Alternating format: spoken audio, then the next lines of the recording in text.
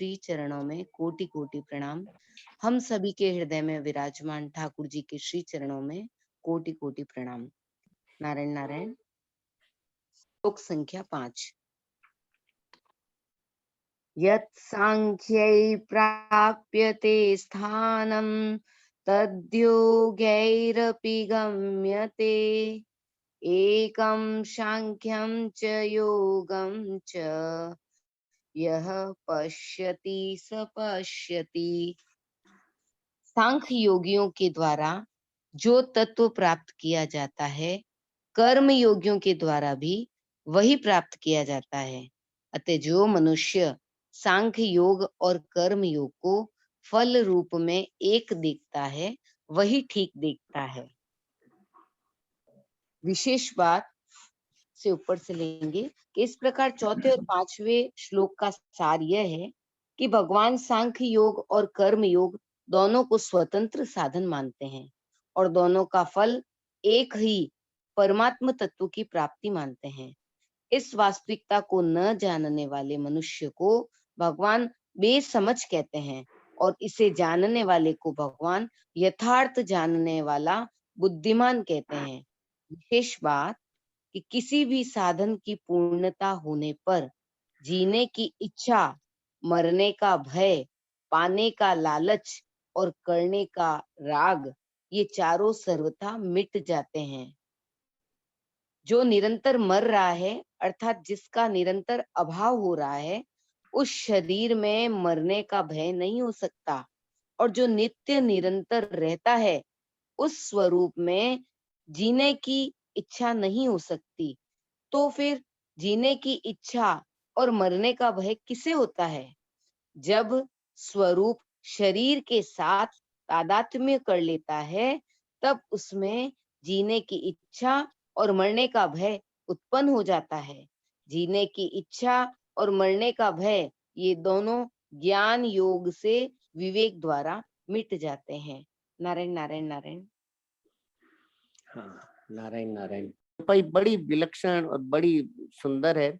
सबको इस पे जरूर दिन में 2, 4, 5 बार 10 बार इसकी तरफ दृष्टि डाल ही देनी चाहिए। तो ईश्वर अंश जीव अविनाशी, जीव अविनाशी, चेतन अमल सहज सुख राशि, चेतन अमल सहज सुख राशि। महाराज श्री यहाँ पे फरमा रहे हैं कि एक बड़ी सार मार्मिक रहस्य की बात है कि मूल में आप बिल्कुल अमल हैं, मल पाप पीछे लगा है, उसको आपने स्वीकार किया है। अगर आप स्वीकार न करो तो पाप की ताकत नहीं कि आपसे चिपक जाए। मूल में भगवान का अंश होने से आप चेतन अमल सहज सुख राशि हैं। आप कह सकते हैं कि हम स्वाभाविक सुख राशि कैसे हैं? इसके लिए एक ऐसी बात है जिसे आपको मानना पड़ेगा।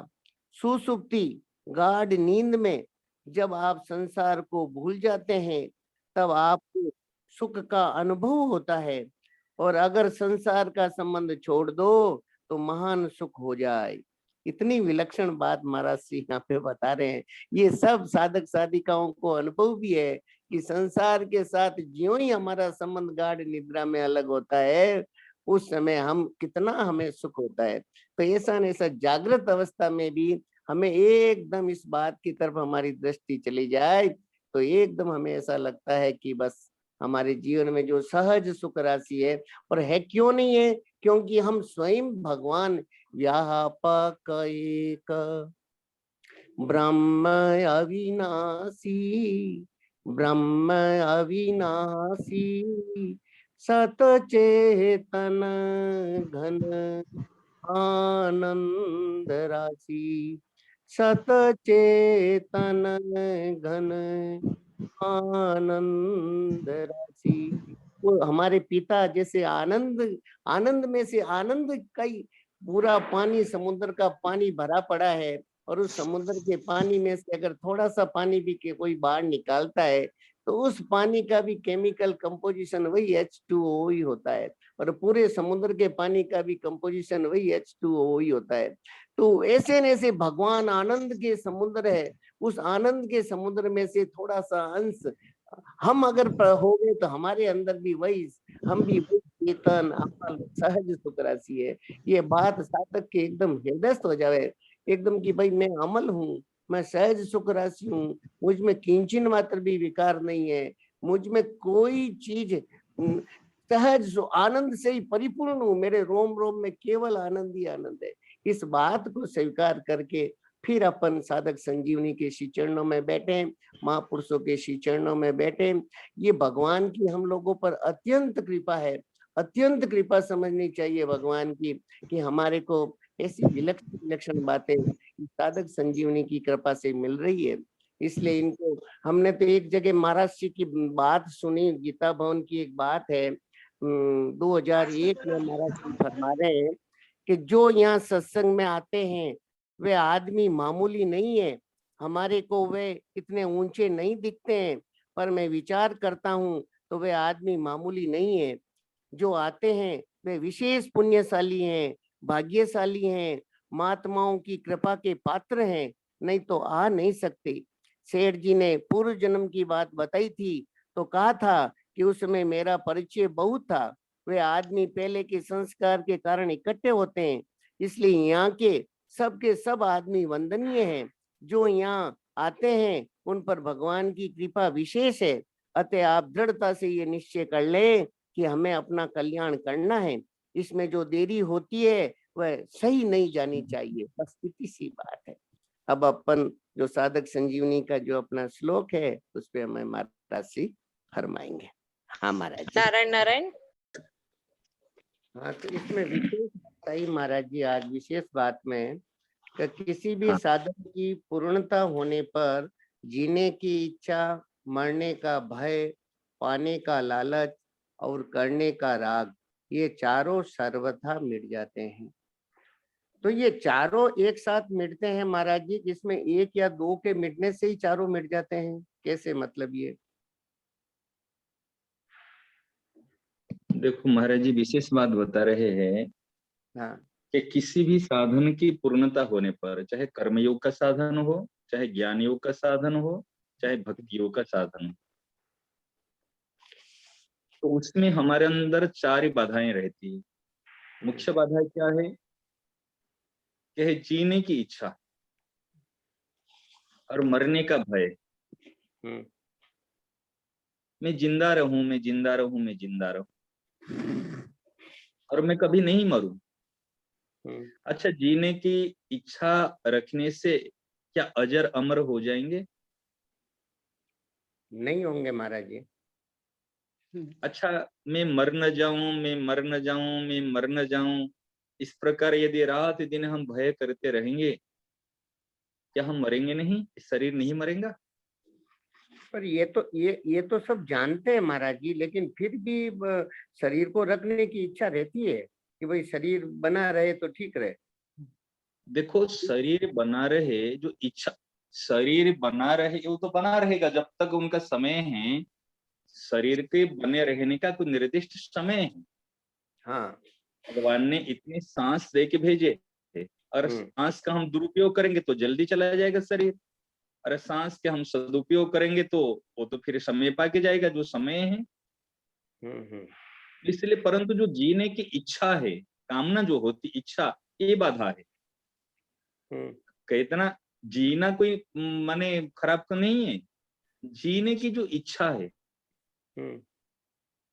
इतना जीने की इच्छा नहीं करना चाहिए। किसी भी प्रकार की इच्छा हमारे नहीं है।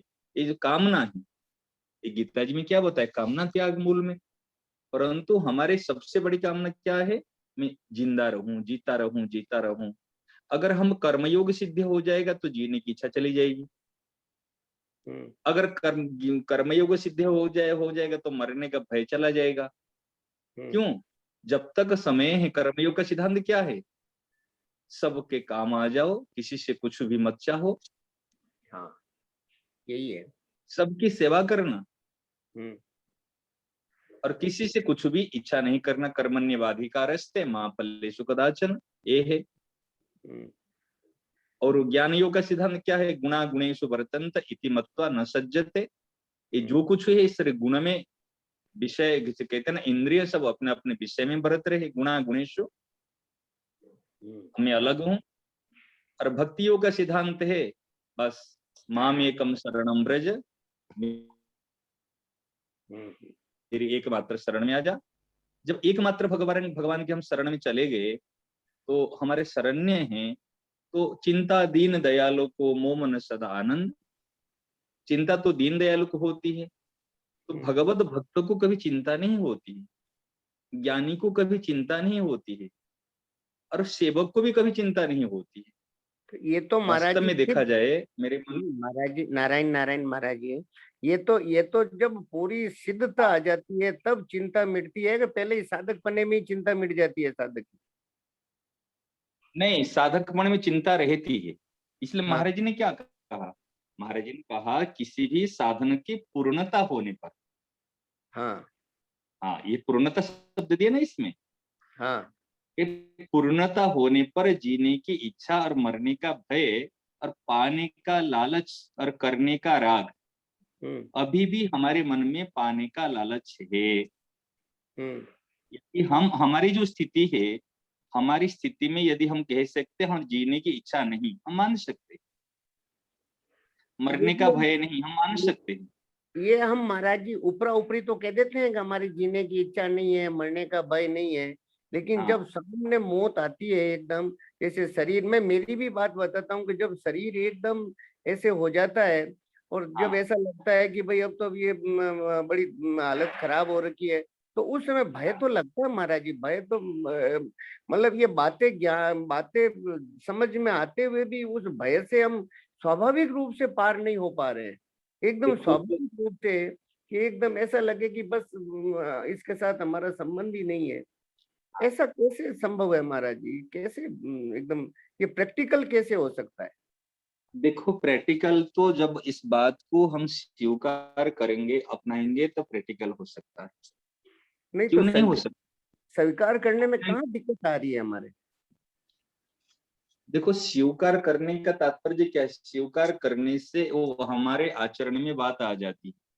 जब हम्म स्वीकार हम नहीं किए हैं तब आचरण में नहीं आती। जैसे आप विचार करो ना, हम्म आप इनको पत्नी रूप से स्वीकार करते हैं, स्वीकार करते ही आचरण भी उस प्रकार होने लग जाती है। हम्म जिनको माँ रूप में स्वीकार किए, इस प्रकार आपका व्यवहार होने लग जाता है।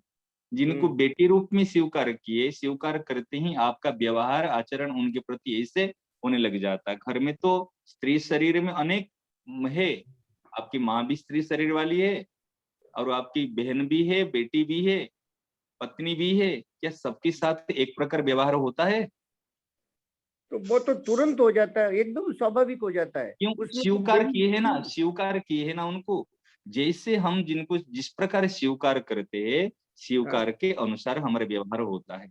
तो इस हाँ प्रकार हमारे अभी हम शरीर को स्वीकार करके रखे, मैं शरीर ही हूँ, अच्छा शरीर मेरा है। हाँ हाँ, हम तो बात करते हैं ज्ञान की, बात हाँ करते हैं भक्ति की, बात हाँ करते हैं सेवा की, लेकिन हाँ अनंत जन्म से हमारा जो संस्कार पड़ा हुआ है, हाँ और बचपन से जो शिक्षा हमको मिली हुई है अभी हम्म तक, हम्म जैसे कहते हैं ना, एक रस्सी, रस्सी को एक लकड़ी में जैसे कुएं से पानी निकालते हैं, वो हम्म जो कहते हैं ना, वो रस्सी बार बार घिसने के कारण उसमें भी दाग हो जाता है। तो अनंत जन्म से हमारे जो शरीर के प्रति जो देहाध्यास, इसको कहते हैं देहाध्यास, मैं हाँ शरीर हूँ, शरीर मेरा है, ये बार बार हम सुनते आ रहे हैं और समझते आ रहे हैं और इसको मानते आ रहे हैं। इस कारण से सही चीज को हम स्वीकार कर नहीं पाते, अच्छा ये समस्या होती है। क्यों? जानकारी में तो आ जाती है। अभी जैसे कहते जीने की इच्छा, अरे अगर हम लॉजिक, तार्किक दृष्टिकोण से इसको हम विचार करेंगे, मैं अगर ये इच्छा रखूं, मैं सदा ही बिल्कुल 1000 साल तक मैं जिंदा रहूं, क्या संभव पर होगा? नहीं नहीं हो होगा। सकता। नहीं होगा, तो फिर मैं इच्छा क्यों रखूं? और जब मैं जीने की इच्छा रखूं, महाराज जी कहते हैं ना, वास्तव में कोई मर जाता है, मृत्यु में भय नहीं है। वैसे जो मृत्यु खराब चीज नहीं है, ऐसे परिवर्तन, जैसे कहते हैं ना, भाषांश जीर्णानि यथा विहाय नवानि गृह्णाति नरो पराणि तथा शरीराणि विहाय जीर्णा न्यन्यानि संयाति नवानि देहि। कोई नवीन वस्त्र परिधान करने से कभी किसको दुख हुआ है? नहीं होता। खुशी होती है, अरे चलो आज ये उत्सव है, आज ये त्योहार है, आज ये हमने न्यू ड्रेस बनाया है पहनने के लिए। इस प्रकार पुराने वस्त्र को छोड़ के नवीन वस्त्र परिधान करने में जिस प्रकार प्रसन्नता होती है, तो ये जर्जर अवस्था में, वृद्धावस्था में और कितना रुग्ण अवस्था शरीर को रखना हम क्यों चाहते हैं?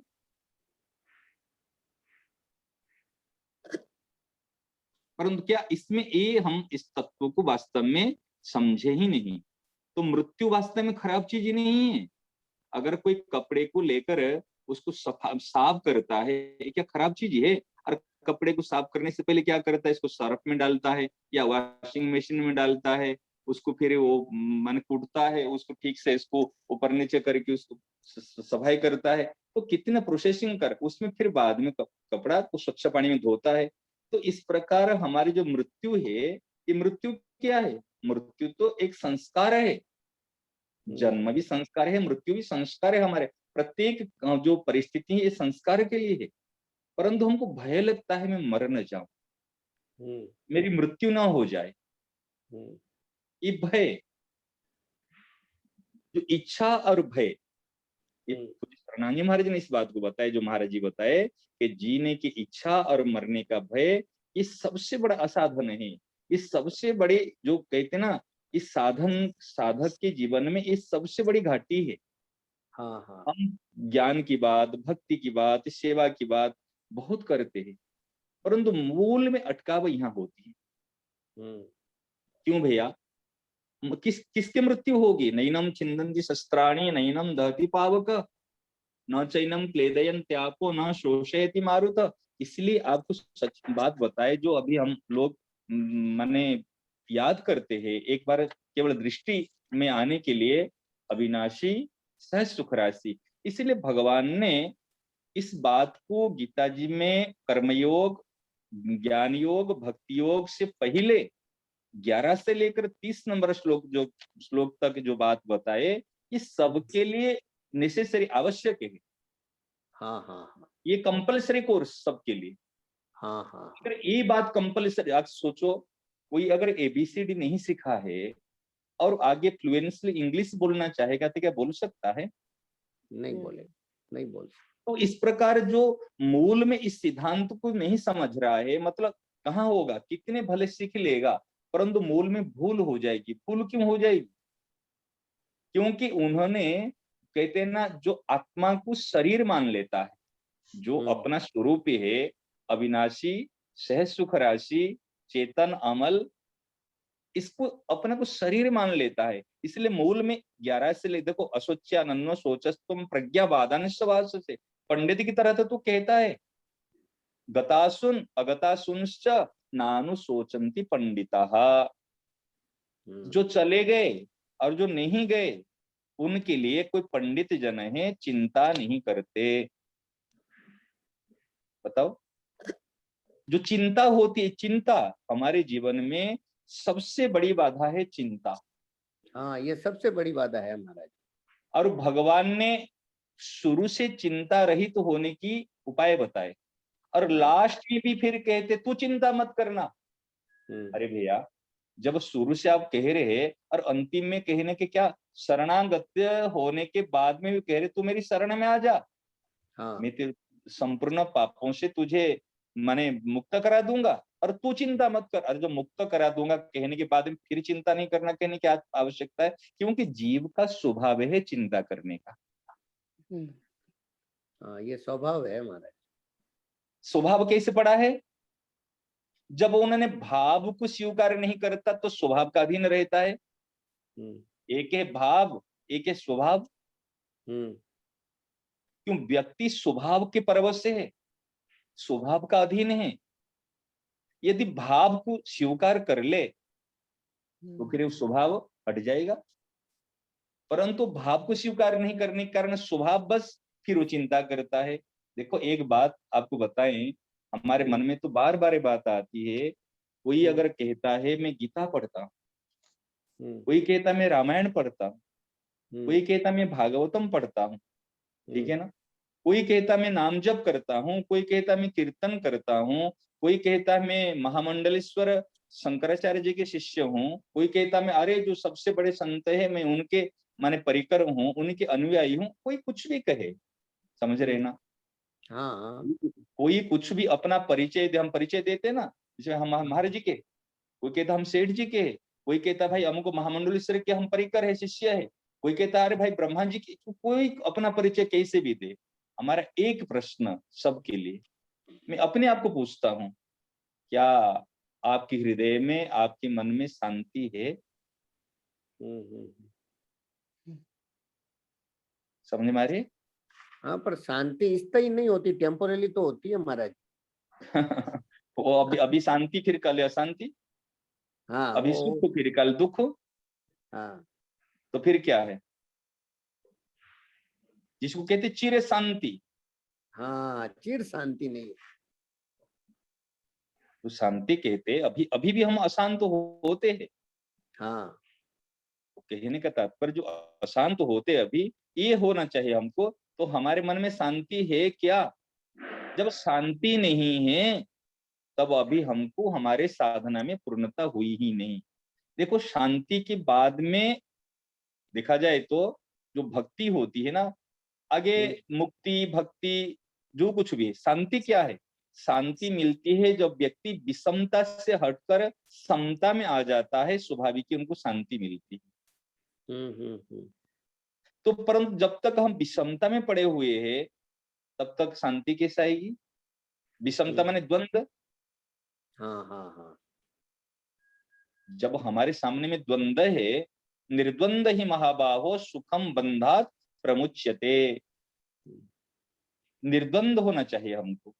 परंतु एक चीज है, इसलिए मुझे लगता है भाई कौन व्यक्ति क्या कर रहा है, क्या साधन कर रहा है, क्या भजन कर रहा है, उससे पहले रिजल्ट देखो ना। कोई कहेगा मैं व्यापार करता हूँ, डायमंड्स का व्यापार करता हूँ, कोई कहेगा मैं भाई देखो गोल्ड का व्यापार करता हूँ, कोई कहेगा मेरे बहुत बड़ा काम है। परंतु यदि उनके पास में रुपया इनकम देखा जाए और घाटे में चल रहा है तो व्यापार बड़ा हो गया है क्या? नहीं हुआ। नहीं हुआ ना।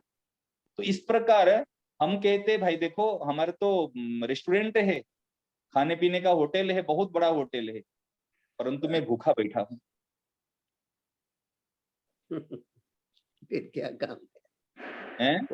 वो खुद ही भूखा बैठा है तो होटल क्या काम और आएगा। हम हाँ हमारे दुकान कौन सी की कहे, सारी जो ये है ना ड्राई फ्रूट्स की दुकान है हमारे, सारे मेवा वहां पर कहते ना, बिल्कुल काजू बादाम किशमिश सब कुछ सब बेचते हैं हम। अब मैं कहते ना ढो ढो के अपने पीठ में भी ले आते बुरे को बुरे, लेकिन मैं कमजोर हूँ। क्या ढोने से ताकत आ जाएगी? नहीं नहीं। तो कहने का तात्पर्य जब मन में शांति नहीं है मूल में, और शांति कब आती है? जब तक शरीर के साथ हम लगे हुए हैं, शरीर को मैं मेरा मानते हैं, तब हम अशांत रहते। यही है, ये मेन बाधा है महाराज, हाँ। मुख्य बाधा है। तो तो इसीलिए शरीर को मैं मेरा मानने से जीने की इच्छा होती है और मरने का भय होता है। अच्छा जिंदा कौन हो रहता है? शरीर जिंदा रहता है, इस आत्मा तो कभी मरती नहीं है। जो मरती नहीं तो फिर जन्म कैसे लेगी? हाँ हाँ हाँ, कि जातस्य ही, अगर शरीर ऐसे भी कहता है कि जातस्य ही ध्रुव मृत्यु ध्रुवम जन्म मृतस्य च, अगर आप एक तरफ से हम मान लेते हैं इस शरीर ये मर रहा है, तो जो माने जो जन्म लेता है उसका अवश्य मृत्यु है, जो मृत्यु हो जिनकी मृत्यु होती है फिर उसको अवश्य जन्म होता है। फिर भी दुख करने की क्या बात है, चिंता करने की क्या बात है? चिंता होती है मूर्खता से, चिंता होती है अज्ञान से। अगर भक्ति शरणागत हो जाएंगे तो चिंता शून्य हो जाएंगे, यदि ज्ञान में प्रतिष्ठित हो जाएंगे तो चिंता शून्य हो जाएंगे। यदि हम निष्काम भाव से दूसरे की सेवा करने लग जाएंगे तो भी चिंता शून्य हो जाएंगे। देखो, कोई महाराज जी बहुत सुंदर उपाय बताते थे। अगर किसी की मृत्यु हो जाती थी, अचानक मृत्यु हो जाती थी, कोई जवान लड़का को, कोई परिवार का कोई सदस्य को, तो महाराज जी उनको उपाय बताते थे कि छोटे छोटे बच्चों को तुम बिस्किट है, चॉकलेट है, या कोई टॉफी है, मिठाइयां हैं, खिलौना है, उनको बांटो। क्यों? ये बिल्कुल। कि छोटे छोटे बच्चे इसको पा के जब खुश हो जाएंगे, माने कूदने लग जाएंगे, हंसने लग जाएंगे, तो उनको जो प्रसन्नता मिलेगी, उन्हीं की प्रसन्नता आपकी मन में शांति प्रदान करेगी। हाँ, बिल्कुल। तो सेवा क्या है? दूसरे को सुख देने से उनको प्रसन्नता मिलती है। और वो देखो, हम जो देते हैं ना, हम तो चीज वस्तु, जड़ वस्तु देते हैं, परंतु जड़ वस्तु के द्वारा दूसरे व्यक्ति प्रसन्न हो जाता है, और उन्हीं की प्रसन्नता का फल हमारे मन में शांति प्राप्ति होती है। इसलिए मूल में देखो, ये बात माने सबके लिए आपको बताएं, हम तो एक साधन करते हैं, मेरे मन में बार बार आता है, ये बात को हमने दिन में कई बार याद कर लो। याद क्या है? दृष्टि इसकी तरफ रखो, मैं भगवान का सनातन अंश हूं। सनातन यानी अभी का नहीं, सनातन कहते, जैसे हमारा बिल्कुल सदैव, जो सदैव रहने वाला है, उसको कहते सनातन। ये सनातन अंश हूं। और कैसे? कि चेतन हूं, चेतन, जड़ नहीं हूं। और कोई भी पाप नहीं, मेरे में कुछ भी पाप नहीं है, कोई भी किसी प्रकार का पाप नहीं। पाप तो शरीर को लेकर हुआ ना, पाप मन को लेकर हुआ है, बुद्धि को लेकर हुआ है। इसलिए मैं वास्तव में निष्पाप हूं, ये बात है। कोई व्यक्ति बुरा नहीं, व्यक्ति बुराई आगंतुक है, ये पाप भी आगंतुक है, दोष भी आगंतुक है। जो आगंतुक है उसको हम क्यों सही मान ले? इनकी उपेक्षा कर दे में महाराज जी, ये जब कभी मन मन थोड़ा खराब हो जावे, या मन में कोई विकार आ जावे, या कोई सी बात आ जावे, तब मन थोड़ा विचलित हो जाता है, तो इनकी उस बात को लेकर के फिर क्या करें, तुरंत उनकी उपेक्षा कर देवे? देखो, उपेक्षा कर लो तो अच्छी बात है, अगर उपेक्षा करने की शक्ति आप में है। नहीं तो मूल चीज पर के ध्यान दे दीजिए, जो सही चीज है ना, एक बार ध्यान दे दीजिए। अच्छा अच्छा, सही हाँ। सही सही पे महाराज दृष्टि जी प्रणाम। आज ना ये डिप्रेशन वाली शिकायत मुझे लगता है बहुत ज्यादा है, और ये डिप्रेशन की वजह से ही आज जो ये न्यूज़पेपर में पढ़ते हैं तब देखते हैं कि इतने गलत काम हो रहे हैं। और अगर कोई मतलब छोटी छोटी बात में, अपने सत्संगी भाई बहन भी छोटी छोटी बात में हम लोगों को चिंता हो जाती है, छोटी सी बात लेकर इतनी ज्यादा, और उसका चिंतन मनन लंबे तक चलता रहता है। वो सॉल्यूशन ही नहीं निकाल पाते हैं कि मुझे करना क्या चाहिए और क्या नहीं करना चाहिए। सत्संग से जुड़ते हैं तो उनके कोई एक दो सेंटेंस उनके लायक बात आती है तो उस पर भी चिंतन करते हैं कि इसमें अब क्या क्या मेरे लिए ठीक है। तो मुझे ऐसे लग रहा है महाराज जी, एकदम सरल उपाय ऐसा बताएं कि झट से वो काम में आ जाए और काम बन भी जाए। देखो, उपाय सरल बहुत है। पहले व्यक्ति को देखना पड़ता है, वो व्यक्ति का संस्कार कैसा है, व्यक्ति की रुचि कैसी है। ठीक है ना? जी। हर व्यक्ति के लिए एक प्रकार इलाज नहीं है। जैसे अगर एक इलाज होती तो फिर एक 3 योग बताने की यहाँ पर कोई आवश्यकता नहीं होती। तो इस सबके पास में शक्तियां तो 3 ही हैं। कर्म योग की मज कहते हैं ना, करने की शक्ति, जानने की शक्ति और मानने की शक्ति, ये सबके पास में है।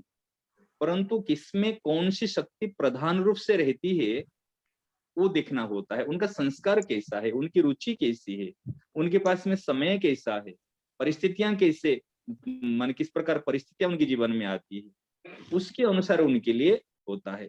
सबसे बड़ी बाधा क्या होती है ना, हमारे जो डिप्रेशन का, अभी हमारे आपके भी मन में भी कभी कभी अशांति हो माने आ जाती है, हम अशांत हो जाते हैं। उसमें क्या होता है ना, पाने की लालच, पाने का लालच। आप कहेंगे हमारे बच्चों से पाने का लालच क्या है? हम तो बच्चों को ये बात बता रहे हैं। परंतु बच्चे हमारी बात मान ले, ये भी मन में रहती ना नहीं रहती। जी परंतु जब बात नहीं मानते तब अशांत होते ना नहीं होते। बिल्कुल होते हैं। हमारे मन में अशांत तो आती है ना, हम बिल्कुल अशांत हो जाते हैं, गुस्सा आ जाता है। हम कई बार भी माने उसमें उसी बात को लेकर कई दिन तक हम उसी माने मूड में रहते हैं। कारण क्या होता है उसमें? ये पाने का लालच। और मैं कोई काम करना चाहता हूं, करने का राग, परंतु इस प्रकार होता नहीं है। मैं सुधार करना चाहता हूं लेकिन सुधार होता नहीं है। मैं कोई काम करना चाहता हूं लेकिन किस कारणवश कार्य नहीं होता है। इसलिए महाराज जी ने चार उपाय बताए, बिल्कुल सही। ये चारों बिल्कुल सटीक है। चिंता होने का मूल में ये चार ही कारण है, कोई पांचवा कारण नहीं है। पाने का लालच, कुछ मिले, मुझे मिले। हम जितने भी कुछ कार्य कर रहे हैं कुछ पाने के लिए तो कर रहे हैं ना।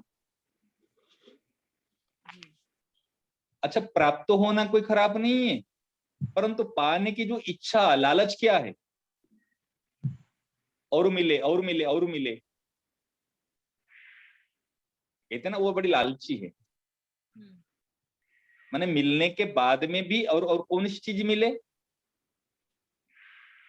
हम नाशवान वस्तु को पाना चाहते हैं, ये है लालच, ये है कहते ना लालच। और अविनाशी वस्तु को पाना चाहेंगे तो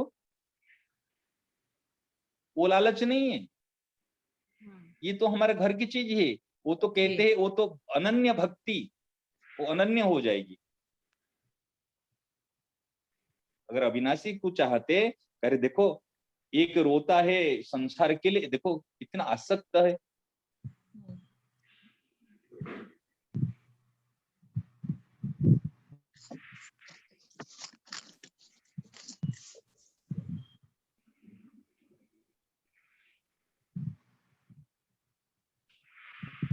नारायण नारायण। तो इसलिए महाराज जी जो चार बात बताए, इस चार सूत्रों को सब लोगों ने बिल्कुल एक बार अपने ध्यान में रखिए। ये कहीं तो मेरी जीने की इच्छा नहीं है, ये महाराज जी कहीं साधक तो मेरा मरने संजीवनी, का भय। नारायण नारायण महाराज जी, इसमें बताया साधक हाँ, संजीवनी में कि जिसमें पाने की इच्छा उत्पन्न हो जाती है और पाने की इच्छा से ही करने का राग उत्पन्न हो जाता है, और पाने की इच्छा और करने का राग ये दोनों कर्म योग से मिट जाते हैं। ये पाने की इच्छा और करने का राग ये दोनों कर्म योग से मिट जाते हैं। तो इसमें क्या, जैसे मतलब अपने युवा साथी है या हम लोग हैं, तो ये ऐसी कौन सी कर्म योग की स्कीम काम में लेवे जिसमें पाने की इच्छा बिल्कुल खत्म हो जाए और करने का राग भी खत्म हो जाए? देखो आपको बताएं, करने का राग और पाने की इच्छा और सब चीज, सारे अनर्थ आपको आपको बताएं, सबका सब मिट जाएगा। कभी कभी ध्यान जाती रामोतर जी क्या बताएं आपको, उसमें अभी बताइए। प्रतिष्ठित नहीं है इसलिए मैं कहने के लिए संकोच करता हूं। हाँ यदि हम सहज सुख राशि की तरफ ध्यान देंगे ना, हाँ ध्यान में आ रही है ना सहज सुख राशि, हाँ हाँ इसमें हाँ, क्या करने का राग रहेगा? कुछ नहीं रहेगा, तो कुछ भी सहज नहीं। सुख राशि तो क्या पाने का लालच रहेगा? हाँ हाँ हाँ, बिल्कुल नहीं रहेगा। आप विचार कीजिए ना।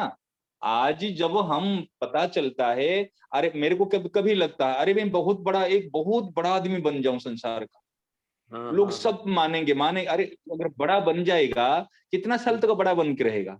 80 साल, और 100 साल, फिर मरेगा, शरीर चला जाएगा, फिर तेरे हाँ, तस्वीर ऊपर फिर माला डाल देंगे बिल्कुल। और क्या हो जाएगा? परंतु जब तक सहज सुख रहस्य का अनुभव नहीं हुआ है, हाँ हाँ तब तक क्या होगा?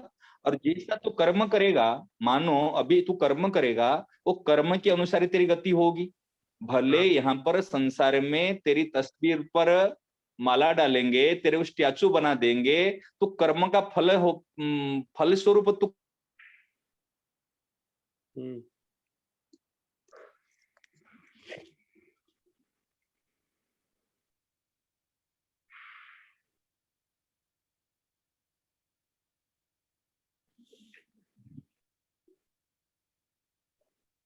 नेटवर्क चला गया महाराज जी, क्या हो गया? तुम महाराज जी, ये जो बात आई है ना, ये हाँ। ऐसा लगता है कि ये बात अगर साधक को भगवान की कृपा से, महापुरुषों की कृपा से इस पे दृष्टि चली जाए, तो ये सारे जो चारों चीजें है ना, इसमें जो जीने की इच्छा, मरने का भय, पाने का लालच और करने का राग, ये सर्वथा अभी तत्काल मिट सकती है महाराज, तत्काल। ऐसा लगता है कि अगर साधक को एकदम इस पे दृष्टि चली जाए कि हम वास्तव में हम सहज सुख राशि है, हम हम पूर्ण हैं, तो हमारे में अभाव कोई बात का है ही नहीं, तो फिर क्या तो पाना है और क्या करना है। तो पाना करना तो फिर सारा संसार के लिए ही हो गया महाराज जी। फिर जो हाँ। कुछ भी करें वो केवल दूसरों के हित के लिए, दूसरों को सुख पहुंचाने के लिए। तो ये कर्म योग इतना मतलब सहज सुख राशि होते ही कर्म योग एकदम सरल हो जाता है कि भाई अब मेरे मेरे सामने जो कर्तव्य कर्म आ गया, उसको मुझे दूसरों के सुख के लिए, दूसरों के हित के लिए, दूसरों के कल्याण के लिए, संसार मात्र का कल्याण हो जाए, मनुष्य मात्र का कल्याण हो जाए, उसके अंदर वृत्ति अपने आप ही उसके अंदर चली जाएगी उसकी। ऐसा लगता है महाराज ये क्योंकि उसको अपने लिए तो कुछ चाहिए नहीं, और कर्म योग का ये खास सिद्धांत है कि मुझे अपने लिए कुछ करना ही नहीं, न अपने लिए कुछ चाहिए। और ये जब वो उसको मालूम पड़ जाता है कि भाई मैं तो स्वयं इतना परम आनंद में स्थित हूँ, आनंद स्वरूप ही हूँ, तो मुझे अपने लिए क्या चाहिए। तो जब वो उसको जो भी काम करना है वो दूसरों के हित के लिए, दूसरों के सुख के लिए, दूसरों को आनंद देने के लिए, तो अच्छा कर्म बताओ, अच्छा है। बताओ हाँ एक बात बताओ, हाँ आपको नियुक्ति किया गया, जैसे वो रामदेव जी की मेला होती है या कहीं पर कोई फंक्शन आदि होते हैं, उस हाँ समय में कुछ सेवा कार्य करने के लिए, कुछ मिठाई बांटने के लिए, हाँ ठीक है ना, मिठाई हाँ या कोई सामग्री बांटने के लिए हाँ आपको नियुक्ति किया गया, हाँ और वो सेवा कार्य जैसे पहले आपको भरपेट खिला दिया गया, बढ़िया आपकी रुचिकर प्रसाद भोजन, आप भरपेट खा के गए, ठीक हाँ है। हाँ और उस समय में कहा जाता है आपको, मान लीजिए खिचड़ी बांटो, आपने क्या, आपके रुचिकर बढ़िया भोजन खा के प्रसाद पा के गए, हाँ और कई लोग खिचड़ी बांटते हैं या कोई वस्तु बांटते हैं इससे, तो खिचड़ी बांटने जो सेवा कार्य जो करते हैं, हाँ आपका पेट भरा हुआ है और वो आपको रुचिकर स्वादिष्ट भोजन खा के गए हैं, हाँ। तो फिर आपको खिचड़ी बांटने के लिए जो बांटते समय मन में कभी आती है कि एक दो ना खिचड़ी में अलग से छुपा के रख लूं? बिल्कुल नहीं आएगी महाराज जी, बिल्कुल नहीं आएगी, बिल्कुल नहीं। बहुत बहुत एकदम सच्ची और पक्की बात है, बिल्कुल नहीं आएगी। हम्म, क्यों भाई, तुम जब घर से खा के पेट भर के गए हो, हाँ तो फिर आपके मन में क्यों आएगी? नहीं आएगी। तो इस प्रकार जब हमारे पेट भरा हुआ है, से सुख राशि रूपी, सुख तो सुख के लिए तो व्यक्ति छुपाता है, अरे हाँ सुख के लिए तो पाप करता है, हाँ हाँ हाँ अरे सुख के लिए तो काम करता है, करने का राग क्यों होता है? सुख पाने के लिए। हाँ हाँ आज जीने की इच्छा क्यों रखता है? सुख मिलेगा, जिंदा रहूं तो मुझे सुख मिलेगा, हाँ हाँ हाँ। और मरने से मैं दुखी हो जाऊंगा। हम्म। जो सुख पाने की इच्छा है, सुख, इस सुख पाने के लिए व्यक्ति हर कार्य करता है संसार में, हाँ परंतु सुखी नहीं हो पाता। क्यों सुखी नहीं। नहीं हो पाता? जब वो सहज सुख राशि का एक बार अनुभव करेगा, अरे भैया मेरा स्वरूप है सहज सुख राशि।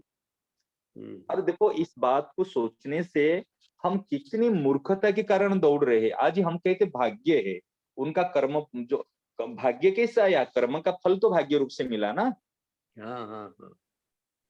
कर्म का फल तो ही भाग्य बनकर आया है। हम्म। तो कर्म का फल जो भाग्य, देखो दो विभाग है, कर्म का फल है जो भाग्य बनकर आया है, वो एक विभाग है सुख। भाग्य में कभी सुख मिलेगा, कभी दुख मिलेगा, कभी हानि होगी, कभी लाभ होगा। हम्म।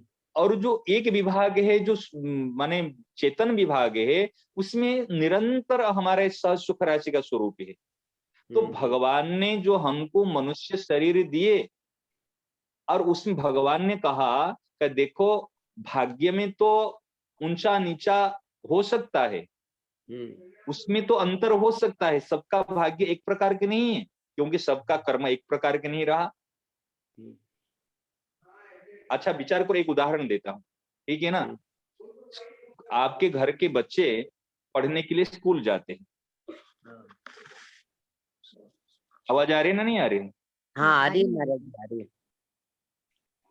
हाँ सुनो, बहुत बढ़िया बात बता रहे हैं। आपके घर के बच्चे, आपके 5 बच्चे, 5 हाँ बच्चे पढ़ने के लिए स्कूल जाते हैं, और हाँ। पांचों की स्थिति अलग अलग है। एक प्रकार की बुद्धि नहीं है, हम्म। एक प्रकार से पढ़ाई नहीं कर पाते। कोई फर्स्ट आ रहा है तो कोई फेल भी हो रहा है, हाँ। कोई मिडिल माने मीडियम क्लास की पढ़ाई कर रहा है, ठीक है हम्म। ना। स्कूल में तीनों की स्थिति अलग अलग है, और जैसे जो जो पढ़ रहा है और उनके लिए उस प्रकार उनका रैंक है, उस प्रकार उनकी स्थिति है। हाँ परंतु घर पे तीनों बच्चे आते हैं, माँ क्या भोजन में तीनों का अंतर कराती है क्या? बिल्कुल नहीं कराती है महाराज। जो बहुत बढ़िया पढ़ता है उनके लिए बढ़िया बना के देती है, जो फेल होता है, जो बिल्कुल पढ़ता नहीं है कि मैंने कम पढ़ता है, उनके लिए कम भोजन देती है, उनके लिए कुछ अलग बनाती है, ऐसे कुछ करती है क्या? नहीं नहीं, ऐसा नहीं करती है। तो इस प्रकार ये उदाहरण जिस प्रकार दिया, इस प्रकार भगवान ने किया है। जैसे तुमने कर्म किया, उसे कर्म के अनुसार तेरे को सुख दुख जो मिलना है मिलेगा। तेरा भाग्य के विभाग अलग है, तेरे स्कूल की बात अलग है, परंतु सब मम प्रिय, सब मम उपजाई। हाँ हाँ हाँ हाँ। सब मेरे जैसे बच्चे, चाहे लायकी हो चाहे नालायकी हो, चाहे मूर्ख हो चाहे पंडित हो, चाहे पढ़े लिखा हो चाहे कैसे भी हो, परंतु माँ कभी उसमें अलग नहीं सोचती। तो इस प्रकार जो विभाग है ना, ये चेतन विभाग है। सब मम प्रिय, सब हम्म। मम उपजाई। तो सब मम प्रिय, सब मम उपजाई होने के नाते, तो हमारे भगवान ने जो हमको जन्म दिया ना, इस सबको बराबर वो आनंद सबको दे के भेजा है। हाँ परंतु हम क्या करते हैं, वो कर्म फल को परिवर्तन करने के लिए, सुख को प्राप्त करने के लिए, दुख को मिटाने के लिए आज अनेक उपाय करते हैं। अरे उपाय महाराज जी करने की क्या एक जरूरत बात है, जब आपको पता चल जाएगा। हाँ बोलिए। महाराज जी एक बात ऐसे मन में आ रही है कि जो माँ की कृपा की बात बोली आपने, तो माँ की, संत महापुरुषों की, भगवान की कृपा में हमारे ऊपर कोई कमी नहीं है। उन्होंने तो सहज सुख राशि, हम सहज सुख राशि है, ये बात भी इतना अच्छे से बारी बारी में दृष्टि भी करवा रहे हैं किसी न किसी रूप में। लेकिन हम उसकी उस कृपा को एक्सेप्ट ही नहीं कर रहे हैं, तो वो कृपा हमारे ऊपर होते हुए भी नहीं काम आ रही है। जैसे मतलब इतने साधन, अलग-अलग साधन है, किसी को कौन-सा रुचिकर है, किसी को रामायण जी का पाठ अच्छा लगता है, तो किसी को गीता जी का, तो किसी को साधक संजीवनी का पारायण, तो अनेकों साधन सब अपनी-अपनी जगह पर कर रहे हैं, लेकिन फिर भी शांति नहीं है, तो साधन क्या ठीक चल रहा है? हाँ, नहीं चल और रहा हम है। एक वहम में रह रहे हैं कि हम इतना सब कुछ करते हुए भी, जब भी प्रतिकूलता या कोई परिस्थिति आए, चाहे अच्छे से अच्छे, हम मेरे ऊपर ही कह रही हूँ कि कोई भी परिस्थिति आए, अगर हमारे भीतर में अशांति है, तो क्या साधन ठीक है क्या महाराज जी? नहीं चल रहा है। हम देखिए, आप चाहे अच्छा माने चाहे बुरा माने, हुँ, ये बात कहने के लिए एक हिम्मत भी होनी चाहिए और गले भी उतरनी चाहिए। अगर मेरा आग्रह रहेगा, मैं इस बात को समझ नहीं पाऊंगा। और निष्पक्ष होकर मैं एक बार विचार किया, मैंने हुँ, कहा कोई साधक संयम नहीं पढ़ रहा है, कोई गीत माने भागवत पढ़ रहा है, कोई रामायण पढ़ रहा है, कोई कुछ भी साधन कर रहा है। अरे कोई हुँ, कुछ भी साधन करे, कोई कह रहा है मैं ब्रेड खा रहा हूँ, कोई कह रोटी खा रहा हूँ, कोई कह रहा है मैं चावल खा रहा हूँ, कोई कुछ भी खाए, अगर पेट नहीं भरा, क्षुधा की निवृत्ति नहीं हुई है, तो कैसा भोजन? हुँ। अगर हमारा अशांति दूर नहीं हुई, शांति मिली नहीं, तो कैसा साधन? क्या राम अवतार जी? हाँ, बात तो ठीक है महाराज क्योंकि जी, पर महाराज जी अभी 2-3 दिन से ये बहुत भीतर में ऐसे आ रहा है कि हम देखने में या मतलब करने में बहुत कुछ कर रहे होंगे। अगर हमारे भीतर में एकदम सहजता और शांति नहीं है, तो हम इसमें ज़रूर विचार करें कि मतलब हम सही कर रहे हैं या क्या कर रहे हैं? मतलब उस पे दृष्टि, जो बात इतनी सहज सुख राशि की बात, या नए से नए तरीके रोज़ हमको मिल रहे हैं। और हम उस पे पूरी दृष्टि नहीं करके रोज नए-नए तरीकों को देख रहे हैं, इसमें भी हाथ डाल रहे हैं, उसमें भी डाल रहे हैं, उसमें भी डाल रहे हैं। लेकिन भीतर में अगर शांति नहीं है, तो क्या वो साधन होते हुए भी, मतलब कृपा होते हुए भी हमारी दृष्टि नहीं है कृपा पर, तो हमारे क्या काम की महाराज जी? देखो देखो, मार्ग तो अनेक है, हुँ, और मार्ग अनेक है, सब मार्ग सही है, हुँ, मना नहीं है। हम जो हुँ, कुछ कर रहे हैं ना, अपने अपने रुचि के अनुसार, कोई रामायण को मुख्यता दे रहा है, रामायण को सही मान रहा है, कोई गीता जी को सही मान रहे, जैसे हम साधक संयमन को मान रहे, कोई नाम जप को मान रहा है, कोई कीर्तन को मान रहा है, सब सही है, हम गलत किसको नहीं कहते हैं, हाँ, सब सही है, जो कर रहे हैं सब कुछ सही है, परंतु परिणाम क्या है? परिणाम में हम पूछते हैं शांति है क्या? वो कहते हैं हाँ धीरे धीरे शांति आ जाएगी, वो भी मानता हूं। पहले जितने हम शांत नहीं थे, अशांत थे, जब वो इधर से आए, हम कहते एक है धीरे धीरे का मार्ग है, एक है तत्काल का मार्ग है। समझ में आए ना? हाँ, हाँ महाराज जी। तो ये ये जो जो तत्काल का मार्ग है, भगवान ने गीता जी विलक्षण ग्रंथ है, इसीलिए भगवान ने यहाँ पर कर्मयोग, ज्ञान योग और भक्ति योग, ये तीनों से जो अलग है, यहाँ पर जो सांख्य योग में भगवान दूसरा अध्याय के जो बात बताए, ये सबके लिए लागू है, सबके लिए। क्योंकि शरीर को लेकर जब हम साधन करते हैं, इस शरीर को लेकर साधन कब तक करते हैं? जब तक शरीर स्वस्थ है। बिल्कुल। आज तब तक साधन कर पाते हैं। आज अगर हमारी आंख नहीं रहेगी, आज अगर पांव नहीं रहेंगे, क्या मैं परिक्रमा कर सकता हूँ? आंख नहीं रहेगी तो क्या पढ़ सकता हूँ? नहीं। परंतु आंख रहे चाहे नहीं रहे, शरीर रहे चाहे नहीं रहे, परंतु मूल में जो चीज है, अगर ये अनुभूति में आ जाती, देखो दो बात बताए, बड़े विलक्षण बात इस आज बात निकली। जैसे माँ तीनों बच्चों को या चारों बच्चों को भोजन में अंतर नहीं रखती, परंतु पढ़ाई में सबके लिए एक प्रकार का नहीं है। जो 10th में पढ़ता है उनके बुक्स अलग है, जो 5th में पढ़ रहा है उनके बुक्स अलग है, जो LKG में है उनके समय अलग है, उनकी पढ़ाई अलग है, वो उसमें अंतर है। परंतु भोजन में घर में जो बनाती है सबको बराबर देती है, जितना खाने की रुचि के अनुसार या पाचन शक्ति के अनुसार। तो कहने का तात्पर्य, भगवान जो हमको जन्म दिए है ना, मनुष्य शरीर दिए, ये मनुष्य शरीर में हम जो अभी चल रहे हैं, इस शरीर को लेकर, सुख दुख को लेकर, उसको लेकर चल रहे हैं, परंतु मूल में जो चेतन अमल सस्व राशि, इसकी तरफ अगर साधक की दृष्टि जाए ना, हमको लगता है भले उनकी साधन में कम ज्यादा हो सकता है, कोई ज्यादा साधन करेगा, कोई कम साधन करेगा, जिनका शरीर में बल हो ज्यादा या मनोबल हो या कुछ भी मैंने इसे संग मिला, वो कम ज्यादा साधन हो सकता है। परंतु ये अगर दृष्टि चली गई, मैं अविनाशी हूँ, चेतन हूँ और अमल हूँ, सहसुख राशि हूँ, वो हर समय मस्त रहेगा, हर समय उनको मन में शांति बनी रहेगी। जब शांति बनी रहेगी, सेवा करने, शांत व्यक्ति ही सेवा कर सकता है, और शांत व्यक्ति ही अपने कोई एक जगह में स्थिर होकर बैठ सकता है, अशांत नहीं बैठ सकता। और शांत व्यक्ति ही भक्ति कर सकता है। अब देखो, मन जब अशांत रहता है, आरती करते समय हनुमान जी की आरती करते समय, आज गोविंद देव जी की, ठाकुर जी की, देखो ना कितने बार घुमाते, 7 बार की जगह पर 15 बार घुमाते रहते, पता नहीं चलता। बिल्कुल ठीक है। क्यों? मन अशांत है ना उस समय में, आपका कहो, मेरा कहो, किसी का भी कहो, तो शांत चित्त वाला ही मूल में भक्त। इसलिए भगवान अगर शांत चित्त माने आवश्यकता नहीं होती शांति की, तो भगवान क्यों कहते महासुच तू चिंता मत कर?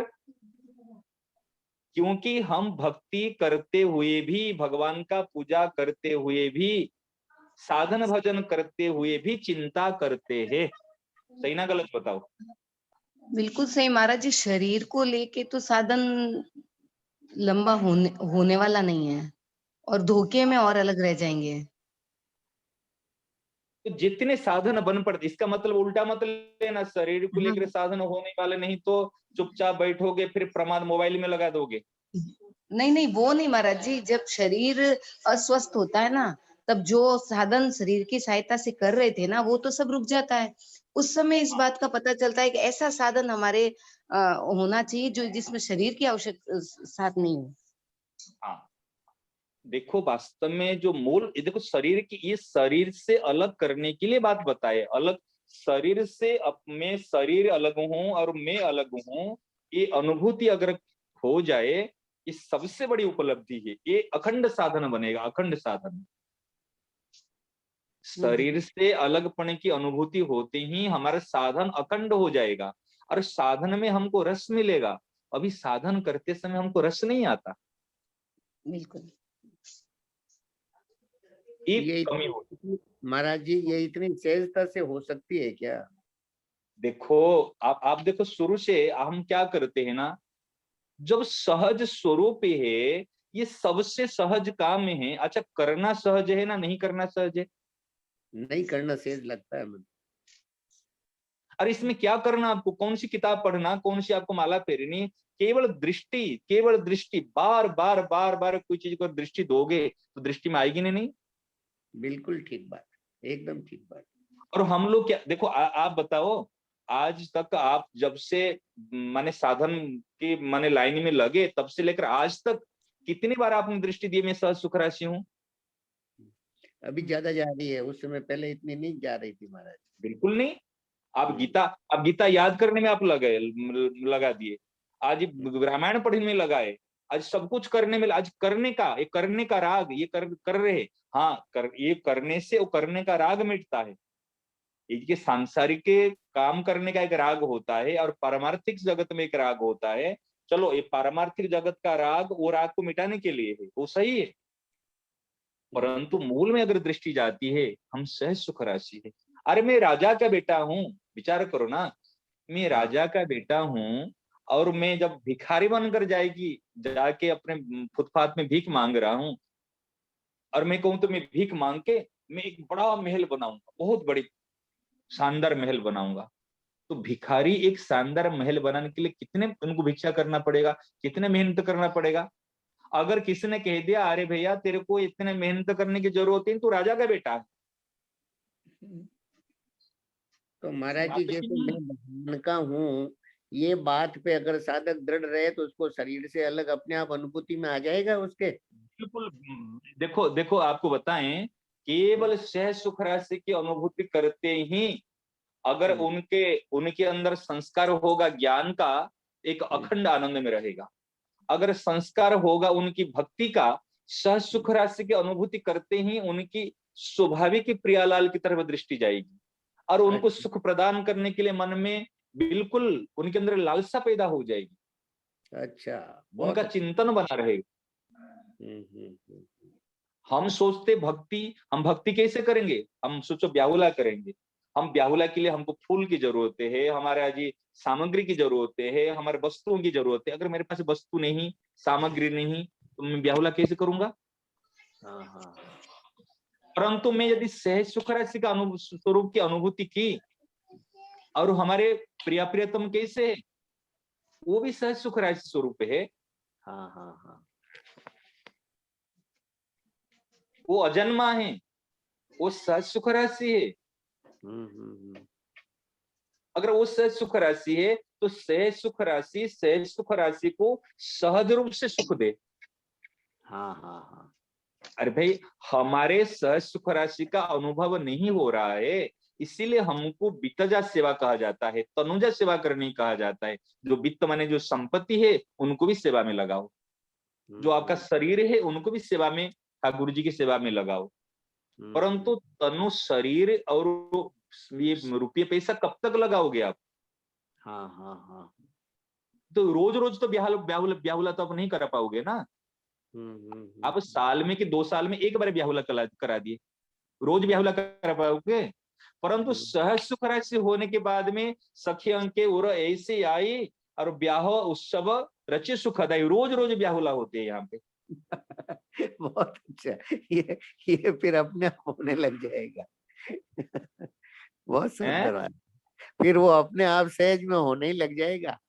वो तो सहज में ब्याह। होने लग जाएगा, कोई हाँ। कोई जरूरत नहीं, बैठे बैठे ब्याहुला करोगे और आनंद। अब देखो उसमें श्रम भी हो जाएगा, थक भी जाओगे, और उसमें कई प्रकार की उसमें है, किसको इन 15 को इकट्ठी करोगे और कोई राजी कोई नाराज कोई फिर परंतु इसमें क्या है? हाँ हाँ हाँ। वो बहुत चिंतन के द्वारा जब आप उसी अंतर जगत में पहुंचोगे ब्याहुला में, कि ठाकुर जी के उत्सव में, एक दिव्य उत्सव का रूप धारण करेगा। बहुत श्रेष्ठ बात है महाराज जी, बहुत ही श्रेष्ठ बात। तो मेरी अभी दृष्टि जाती है सब साधक साधकों से मैं प्रार्थना करता हूँ, बार बार बार बार ये अखंड, अगर ये दृष्टि देखो, और सारी बात मैं गलत नहीं कह रहा हूँ, सारी सही है, पठन पाठन आदि कराना आदि साधन करना सब सही है, परंतु इस सही होते हुए भी मन हमारा कभी शांति कभी अशांति, कभी सुखी कभी दुखी, हम ऐसे होते आ रहे बहुत समयों से। इसलिए एक बार तो करके देखो। हाँ, ये मूल मूल की बीमारी हट जावे ना तो फिर तो बस एकदम दृष्टि चली जाए इससे। इसलिए और साधना की पूर्णता देखो, देखो महाराज जी क्या कहते, किसी भी साधना की पूर्णता होने पर, भक्ति योग कर्मयोग और ज्ञान योग तीनों की पूर्णता होने पर जीने की इच्छा, मरने का भय और पाने के लालच और करने का चारों मिट जाते। किसी भी साधन, इस साधन से भी कर्मयोग ज्ञान योग भक्ति योग से पहले ये बात मेरे मन में आती है, देखो ये जो बात है, हम सहज सुख राशि अविनाशी सहज सुख राशि है, इस बात की तरफ ध्यान दें। देखो ध्यान जाते ही थोड़ी समय के लिए आपका मन इतने मने इतना स्वस्थ हो जाएगा, इतने मस्ती आ जाएगी आपके जीवन में जिसका कल्पना नहीं करोगे। एक बार देखो ना, कह के देखो, एक बार आंख मीच के एक बार कहे तो अविनाशी सहज सुख राशि, एकदम शांत हो जाओ। इसे कार्य करते करते बीच बीच में रसोई बना रहे माता बहन, अविनाशी सहज सुख राशि। अविनाशी सहज सुख राशि कहने का मतलब, अगर आपका ज्ञान प्रधान हो तब ज्ञान दृष्टि से देखो, परंतु हमारे जितने साधक साधिकाएं हैं प्राय करके भक्ति प्रधान के हैं, इसलिए अविनाशी सहज सुख राशि कहते ही आपके जो इष्ट देव है, आराध्य देव है, राम को हो, कृष्ण को हो, प्रियालाल को हो, जो भी कहो, उनकी चरणों में आप देखो अपने आप को, जिस भाव से देख रहे, मैं दासी हूँ कि मैं सखी हूँ कि सखा हूँ, मैं सेवक हूँ, मान लो वो है, और उनकी सहज सुख राशि। बात समझ में दृष्टि आ रही है ना? बहुत बहुत विलक्षण भाव महाराज, बहुत विलक्षण। मैंने केवल ये ध्यान कीजिए, अभी आप केवल परमात्मा का ध्यान मत कीजिए मेरे विचार से। अब क्या क्या किसके ध्यान करने? परमात्मा के साथ में अपना ध्यान कीजिए। अर्थात जैसे माँ और बच्चा, गाय और बछड़ा, इसलिए गौ माता है ये परमात्मा और बछड़े है हम। जैसे गौ माता का स्तनपान करता है बछड़ा, ये मुद्रा देखो, तो इस प्रकार हमारे जो परमात्मा है, हमारे जो प्रियालाल है, वो सहज सुख राशि है, वो अविनाशी है, और हम उनके स्तनपान कर रहे हैं, माने हम उनके चरणों में बैठे हुए, हम उनको चिपक के बैठे, हम इनको माने इसको पकड़ के बैठे हैं, हम इसे सहज सुख राशि, हम उनसे अलग हो नहीं सकते, कोई अलग करा नहीं सकता। और इस प्रकार भाव करो तो चिंतन जब करेंगे हम उनके साथ में अपना स्वरूप का भी चिंतन, परमात्मा का स्वरूप के साथ साथ है अपना स्वरूप का चिंतन, परंतु हम जो चिंतन करते परमात्मा के स्वरूप को जो ध्यान करते, हम शरीर के द्वारा मन के द्वारा उनका चिंतन करते, और हम अलग होकर चिंतन करते। ये विशेष बात है कृपा से के लिए। इसलिए परमात्मा का ध्यान अभिन्न होकर उनसे उनके साथ मिलकर के करें, मतलब ये बात आई है ना, मिलकर करें। ये बहुत नई बात निकली, नई बात। हाँ, बहुत बहुत विलक्षण बात। हम परमात्मा का जो प्रियालाल है, हमारा इष्ट है, आराध्य है, उनका चिंतन करना है तो हम उनके साथ में उन अभिन्न होकर, कभी हमको जैसे मानो हम किशोरी जी के सखी है, हम किशोरी जी के चरण कमल छोड़कर कभी अलग हो ही नहीं सकते। हम उनके सदैव उनके समीप में रहते हैं। हम दास है तो उनके सदैव स्वामी के पास में रहते हैं। तो इस स्वरूप का चिंतन करो। अविनाश ये अंश, हम क्या है, ईश्वर अंश, अंशी और अंश का चिंतन होना चाहिए। हम क्या करते, कभी अंशी का चिंतन किए तो मन के द्वारा चिंतन किए, और मन होता है जड़। और जब चिंतन किए तब चेतन के साथ में जड़ तो चेतन हो गया, फिर बाद में जब चेतन से हटकर जड़ का चिंतन किया तो मन भी जड़ हो गया। परंतु यदि सदैव हम अंशी और अंश का अनुभव करेंगे, उसमें ना शरीर है, ना मन है, ना बुद्धि है, ना इंद्रियां हैं, हाँ, ये बात है, बिल्कुल। महाराज जी अभिन्न होकर ध्यान में आ कैसे रही है? करें? नहीं महाराज जी, ध्यान में समझ में तो देखो बुद्धि से आ रहा आपको है, देखो लेकिन देखो देखो देखो और अच्छे से और बताइए मेरी महाराज बात जी। सुनो, मेरी बात सुनो, अभी दूसरी बात मत करो। नहीं, दूसरी बात नहीं महाराज जी, इसी को ही सुनना चाह रहे हैं कि अभिन्न होकर कैसे, और इजीली बताइए ना।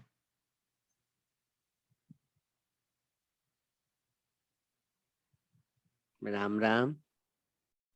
आप इस चिंतन कीजिए, एक गौ माता खड़ी है और उनका दूध एक बछड़ा पी रहा है। नहीं तो एक माँ है और माँ की गोद में बच्चा है। बात समझ में आ रही है? जी जब माँ की गोद में बच्चा है, देखो ये जो माँ है, एक उदाहरण देने के लिए कल दृष्टांत दे रहा हूं। माँ की गोद से बच्चा अलग भी हो सकता है, माँ अलग भी कर सकती है, परंतु हम जो माँ की गोद में हैं, परमात्मा हमारे इष्ट आराध्य, और हम जो है वो हम उनसे अलग हो ही नहीं सकते। हाँ वो हाँ। अलग हमको कर नहीं सकते, वो कभी हमारे साथ छोड़ नहीं सकते। बात समझ रहे ना? हाँ हाँ हाँ महाराज। ये हमारा कभी साथ छोड़ नहीं सकते, हमको अलग कर नहीं सकते, हम चाहते हुए भी उनसे अलग हो ही नहीं सकते। अभी भी हमने परमात्मा से अलग हुए ही नहीं, जी हम उनके साथ में हैं, परंतु गोद में रहते हुए भी हम दूसरी चीज करना चाहते। माँ अभी देखो, एक बच्चा माँ का गोद में है, माँ की गोद में, और बच्चा क्या करता है, दूसरी जगह हाथ फैलाता है, माँ की तरफ नहीं देखकर दूसरी जगह देखता है, दूसरी चीज सोचता है, मैं कमाई करके पेट भरूं, मैं अपना सुरक्षा करूं। अरे भैया, तो माँ की गोद में है, कुछ नहीं करना, केवल माँ की तरफ देखना शुरू कर दे। हम्म। अच्छा, अगर माँ की गोद में रहते हुए बच्चा दूसरी कुछ करेगा, दूसरी कुछ प्रयास करेगा, भले वो कर, और उसके अनुसार सुखी दुखी होता है वो। अगर कुछ टहनी को पकड़ लिया, कुछ मैंने पत्ते को पकड़ लिया, तोड़ दिया, खुश हो गया, चलो मैंने कुछ कर लिया। अगर हाथ पहुंचा फैला रहा है, अगर कुछ मिला नहीं तो रोने लग गया। परंतु अरे भाई, रोने का खुशी होने का क्या मतलब? जब माँ गोद में पकड़ रखी है, माँ सब कुछ जिम्मेदारी ले रखी है, तो फिर तेरे को सुखी दुखी होने का क्या मतलब है? और इस प्रकार हम साधन करके चाहते परमात्मा प्राप्ति कर लेंगे। अरे भाई, साधन क्या करना है? साधन तो वही करता है कि किसके लिए, जो मूल चीज से दृष्टि उनका हट जाती है, जो माँ की तरफ दृष्टि नहीं रहती, उनको अलग से साधन करने की जरूरत है। नहीं तो केवल दृष्टि चली जाए, मैं माँ की गोद में बैठा हूं, बिल्कुल। केवल माँ की तरफ देखे ना, माने वो, हाँ, वो अंशी है और हम अंश है, वो सहज सुख राशि है इसलिए हम सहज सुख राशि है। बात समझ में आ रही है ना? बिल्कुल बिल्कुल, बात यही है देखो महाराज, सच्ची में बात। देखो आपको मैं कैसे, आप समझ पा रहे ना नहीं पा रहे, मैं कह नहीं सकता हूं, लेकिन बात इतनी कृपा से जो मिलती है ना, महाराज जी कृपा से, इतने अनमोल, मैंने क्या बताएं, अगर दृष्टि चली जाए, अगर इसमें कायम हो जाए ना, तो माला माल, और लगता है हर मनुष्य इस कार्य को कर सकता है, इसके लिए कोई भी परतंत्र नहीं है। हम्म। परंतु कैसे करे, इनको दृष्टि कैसे जाए, उसके लिए कोई कृपा हो जाए, कोई उपाय मिल जाए तो काम बनेगा। मन में से आता है, अरे अरे हम आज कितने आचार्य बन गए, आचार्य होके कह रहे ये योग है, कर्म योग है, ज्ञान योग है, भक्ति योग है, इतने उपाय है, परंतु मेरे को लगता है ये सबसे श्रेष्ठ और सरल उपाय है। केवल दृष्टि, केवल दृष्टि। हम तो लगता है कोई कर्म योग, कोई ज्ञान योग, कोई भक्ति, तो हम कहते दृष्टि योग है। क्या रामधर जी? हाँ, वास्तव में तो यही बात है महाराज। ये दृष्टि, दृष्टि योग है, दृष्टि योग हाँ, राम महाराज। है। राम राम महाराज। राम राम। हाँ, नारायण नारायण। संबंध जोड़ना इसका उपाय है क्या?